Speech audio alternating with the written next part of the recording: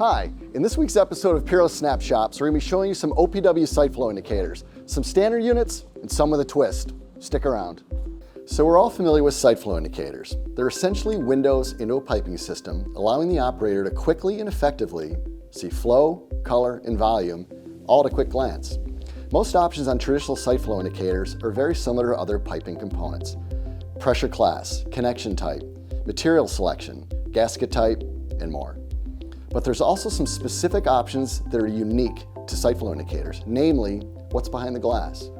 A propeller or a bidirectional flapper can be added to enhance viewability, but OPW also offers that twist I mentioned, a thermowell port built right into the body.